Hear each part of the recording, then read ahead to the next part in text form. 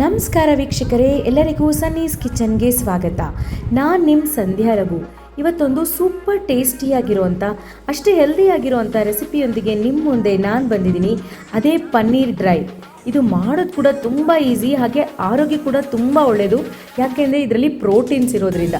Vegetarian ಫುಡ್ಡಲ್ಲಿ ನಮಗೆ proteins ತುಂಬ ಕಡಿಮೆ ಪದಾರ್ಥಗಳಲ್ಲಿ ಸಿಗುತ್ತೆ.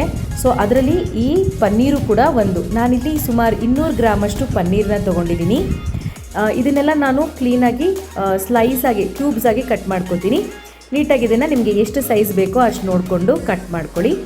ಇದನ್ನೆಲ್ಲ ಈ ಥರ ಕಟ್ ಮಾಡ್ಕೊಂಡ ನಂತರ ಇದನ್ನೆಲ್ಲ ನಾನಿವಾಗ ಒಂದು ಬಟ್ಲಿಗೆ ಹಾಕೋತಾ ಇದ್ದೀನಿ. ಇದನ್ನೆಲ್ಲ ಒಂದು ಬಟ್ಲಿಗೆ ಸೇರಿಸ್ಕೊಂಡ ನಂತರ ಇದನ್ನು ನಾವು ಸ್ವಲ್ಪ ಮ್ಯಾರಿನೇಟ್ ಮಾಡ್ಕೋಬೇಕಾಗತ್ತೆ. ಇದನ್ನು ಮಾಡಿ ಮಕ್ಕಳಂತೂ ತುಂಬ ಇಷ್ಟಪಟ್ಟು ತಿಂತಾರೆ ಮತ್ತು ಆರೋಗ್ಯ ಕೂಡ ತುಂಬ ಒಳ್ಳೆಯದು. ಸೊ ನಾನು ಇಲ್ಲಿ ಸ್ವಲ್ಪ ಅರಿಶಿನದ ಪುಡಿ, ಖಾರದ ಪುಡಿ, ಗರಂ ಮಸಾಲ, ಧನಿಯಾ ಪುಡಿ ಮತ್ತು ಜೀರಿಗೆ ಪುಡಿ ಮತ್ತು ಉಪ್ಪು ಇದಿಷ್ಟನ್ನು ಸೇರಿಸ್ಕೊತಾ ಇದ್ದೀನಿ. ನಿಮಗೆ ಬೇರೆ ಏನಾದರೂ ಮಸಾಲಾಸ್ ಇಷ್ಟ ಇದ್ದರೆ ಅದನ್ನು ಕೂಡ ನೀವು ಇದಕ್ಕೆ ಆ್ಯಡ್ ಮಾಡ್ಕೋಬೋದು. ನೋಡಿ, ಇದನ್ನೆಲ್ಲ ಆ್ಯಡ್ ಮಾಡಿಕೊಂಡು ನಂತರ ನಾನು ಇದಕ್ಕೆ ಒಂದು 2 ಸ್ಪೂನಷ್ಟು ಎಣ್ಣೆ ಹಾಕೋತಾ ಇದ್ದೀನಿ. ಜಾಸ್ತಿ ಎಣ್ಣೆ ಹಾಕ್ಕೊಳ್ಳೋದೇನೂ ಬೇಕಾಗಿಲ್ಲ. ಈ ಎಲ್ಲ ಬೇಸಿಕ್ ಮಸಾಲನ ಹಾಕ್ಕೊಂಡ ನಂತರ ಒಂದು 2 ಸ್ಪೂನು ಎಣ್ಣೆ ಹಾಕ್ಕೊಂಡು ಚೆನ್ನಾಗಿ ಇದನ್ನು ಮಿಕ್ಸ್ ಮಾಡ್ಕೋಬೇಕಾಗತ್ತೆ. ಇದನ್ನೆಲ್ಲ ಚೆನ್ನಾಗಿ ಮಿಕ್ಸ್ ಮಾಡಿಕೊಂಡ್ರೆ ಆ ಹಾಕಿರುವಂಥ ಎಲ್ಲ ಪದಾರ್ಥಗಳು ನೀಟಾಗಿ ಆ ಪನ್ನೀರ್ಗೆ ಸೇರಿಕೊಳ್ಳುತ್ತೆ.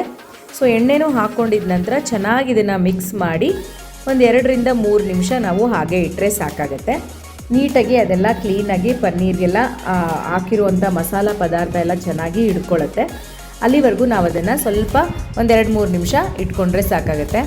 ಅರ್ಜೆಂಟಾಗಿ ತರಕಾರಿ ಏನೂ ಇಲ್ಲ ಅಂದರೆ ಮತ್ತು ಮಕ್ಕಳು ಬೇಗ ಏನಾದರೂ ಕೇಳಿದಾಗ ಒಳ್ಳೆ ಪ್ರೋಟೀನ್ ಫುಡ್ ಕೊಡಬೇಕು ಅಂದರೆ ಈ ಥರದ್ದು ಒಂದು ಪನ್ನೀರ್ ಡ್ರೈನ ಟ್ರೈ ಮಾಡಿ. ತುಂಬ ಚೆನ್ನಾಗಾಗುತ್ತೆ. ಮಕ್ಕಳು ಕೂಡ ತುಂಬ ಇಷ್ಟಪಟ್ಟು ತಿಂತಾರೆ. ಲಂಚ್ ಬಾಕ್ಸಿಗೆ ಕೂಡ ನೀವು ಇದನ್ನು ಪ್ಯಾಕ್ ಮಾಡಿ ಕಳಿಸ್ಬೋದು. ನೋಡಿ, ಇವಾಗ ನೀಟಾಗಿ ಇದನ್ನು ನಾನು ಮಿಕ್ಸ್ ಮಾಡ್ಕೋತಾ ಇದ್ದೀನಿ. ಇದನ್ನೆಲ್ಲ ಮಿಕ್ಸ್ ಮಾಡಿಕೊಂಡು ಕ್ಲೀನಾಗಿ ಆ ಪನ್ನೀರ್ಗೆಲ್ಲ ಅದು ಮಸಾಲೆ ಪದಾರ್ಥ ಎಲ್ಲ ಚೆನ್ನಾಗಿ ಹಿಡ್ಕೋಬೇಕು. ಸೊ ಆವಾಗ ಅದು ಟೇಸ್ಟ್ ತುಂಬ ಚೆನ್ನಾಗಿ ಬರುತ್ತೆ. ಇದೆಲ್ಲ ಈಗ ರೆಡಿಯಾಗಿದೆ. ಒಂದು 2 ನಿಮಿಷ ಬಿಟ್ಬಿಡೋಣ. ಒಂದು ಪ್ಯಾನ್ನ ಒಲೆ ಮೇಲೆ ಇಟ್ಕೊಂಡು ಅದಕ್ಕೆ ಸ್ವಲ್ಪ ಎಣ್ಣೆ ಹಾಕಿ, ಜಾಸ್ತಿ ಎಣ್ಣೆನೂ ಬೇಕಾಗಲ್ಲ, ಜಸ್ಟ್ 1 ಸ್ಪೂನಷ್ಟು ಎಣ್ಣೆ ಹಾಕಿ ಸಾಕು. ಹಾಕ್ಕೊಂಡು ನೀಟಾಗಿ ಈ ರೀತಿ ಲೋ ಫ್ಲೇಮಲ್ಲೇ ನಾವು ಫ್ರೈ ಮಾಡ್ಕೋಬೇಕಾಗತ್ತೆ. ಅದು ಕಲರೆಲ್ಲ ಚೇಂಜ್ ಆಗುತ್ತೆ. ಸೊ ನೋಡಿಕೊಂಡು ನಾವು ನಿಧಾನಕ್ಕೆ ಇದನ್ನು ಫ್ರೈ ಮಾಡ್ಕೋಬೇಕು. ಸ್ವಲ್ಪ ಹೊತ್ತು ನಾವು ಇದನ್ನು ಲಿಡ್ ಕ್ಲೋಸ್ ಮಾಡಿಬಿಟ್ರೆ ಅದನ್ನು ನೀಟಾಗಿ ಚೆನ್ನಾಗಿ ಫ್ರೈ ಆಗುತ್ತೆ. ಅದನ್ನು ಹಾಗೇ ಬಿಡಲೂಬಾರ್ದು, ಯಾಕಂದರೆ ಅದು ತಳ ಹತ್ತೋ ಚಾನ್ಸಸ್ ಇರುತ್ತೆ. ಹಾಗಾಗಿ ಆಗಾಗ್ಗೆ ಅದನ್ನು ನಾವು ನೋಡಿಕೊಂಡು ನೀಟಾಗಿ ಅದನ್ನು ಫ್ರೈ ಮಾಡ್ಕೋಬೇಕು. ನಿಧಾನಕ್ಕೆ ಜಸ್ಟ್ ಒಂದು 5-6 ಮಿನಿಟ್ಸ್ಗೆಲ್ಲ ಇದು ನೀಟಾಗಿ ಫ್ರೈ ಆಗಿಬಿಡುತ್ತೆ. ಅದು ಫುಲ್ ಕಲರ್ ಎಲ್ಲ ಚೇಂಜ್ ಆಗುತ್ತೆ, ಗೊತ್ತಾಗುತ್ತೆ. ಆವಾಗ ನೋಡಿ, ಇದು ಆಲ್ಮೋಸ್ಟ್ ಎಲ್ಲ ನೀಟಾಗಿ ಫ್ರೈ ಆಗಿದೆ. ಈಗ ಇದು ಆಲ್ಮೋಸ್ಟ್ ರೆಡಿ ಆಗೋಗಿದೆ. ಈಗ ಇದಕ್ಕೆ ನಾವು ಸ್ವಲ್ಪ ಗಾರ್ನಿಷಿಂಗ್ಗೆ ಕೊತ್ತಂಬರಿ ಸೊಪ್ಪನ್ನ ಹಾಕ್ಕೊಂಡ್ರೆ ಸೂಪರ್ ಟೇಸ್ಟಿಯಾಗಿರುವಂಥ ಹೈ ಪ್ರೋಟೀನ್ ಡಯೆಟ್ ನಿಮ್ಮ ಮುಂದೆ ರೆಡಿ ಆಗಿಬಿಡುತ್ತೆ.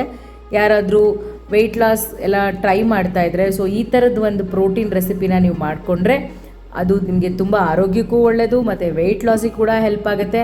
ಮಕ್ಕಳು ಕೂಡ ಇದನ್ನು ತುಂಬ ಇಷ್ಟಪಟ್ಟು ತಿಂತಾರೆ. ಇದನ್ನು ಚಪಾತಿ ಜೊತೆಗೆ, ದೋಸೆ ಜೊತೆಗೇನೂ ಕೂಡ ನೀವು ತಿನ್ಬೋದು.